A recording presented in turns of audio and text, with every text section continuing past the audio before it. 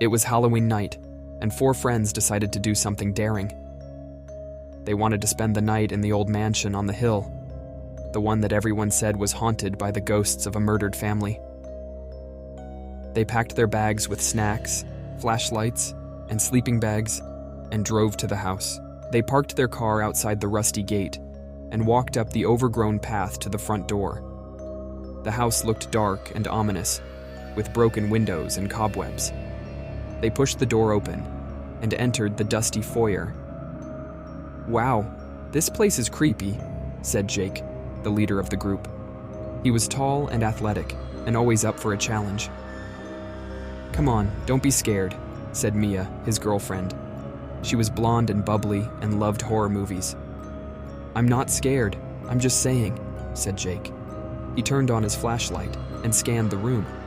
There was a staircase leading to the upper floor, and several doors leading to different rooms.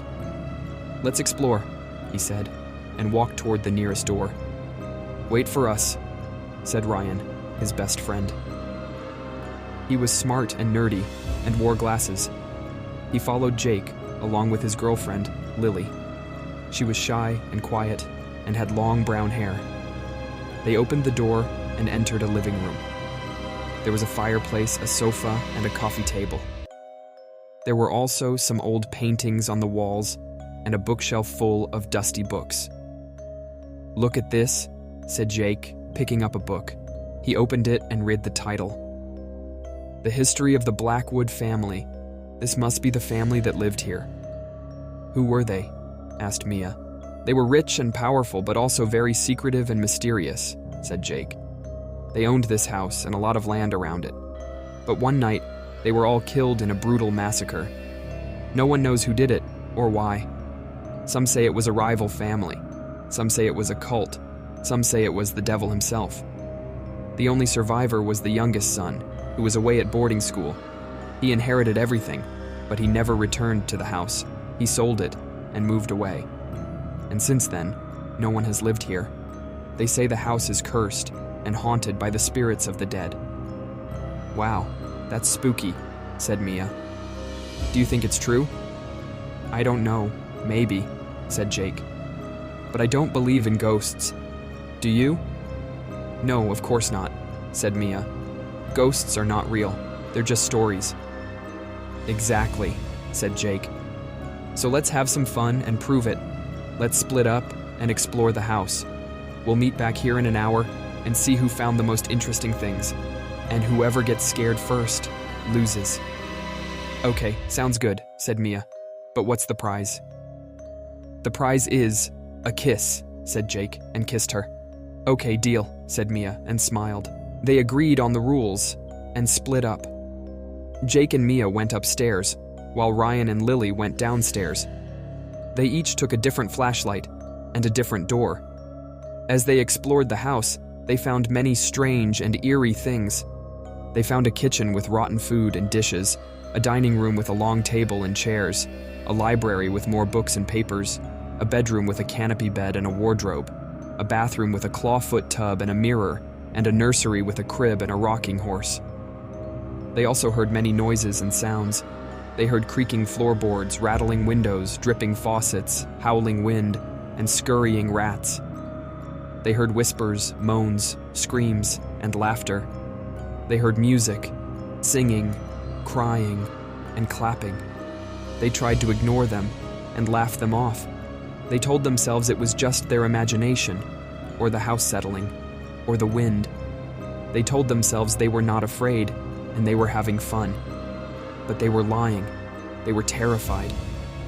They felt a cold and sinister presence in the house, watching them, following them, taunting them. They felt a dread and a danger that something bad was going to happen, that something evil was waiting for them. They felt a panic and an urge to get out of the house, to escape, to survive. They realized they had made a mistake.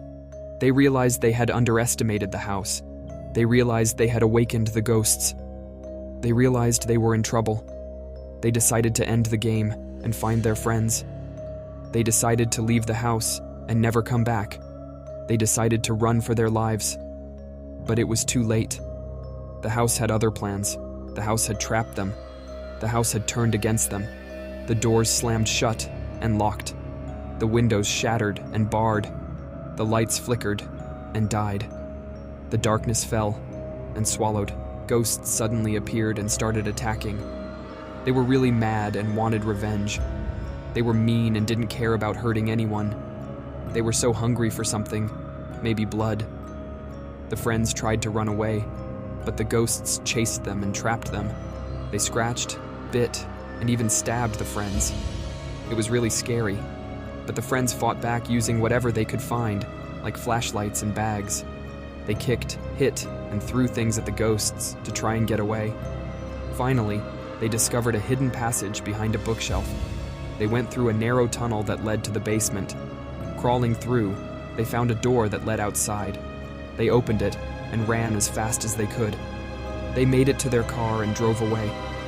They left the ghosts and the scary house behind. They were so relieved and grateful to be safe. They hugged each other, crying with relief. They promised never to go back to that place again. And so, as the car disappeared into the night, leaving behind the eerie shadows of the haunted mansion, the friends knew they had survived a terrifying ordeal. Their hearts still pounded with fear, but a sense of relief washed over them like a soothing balm.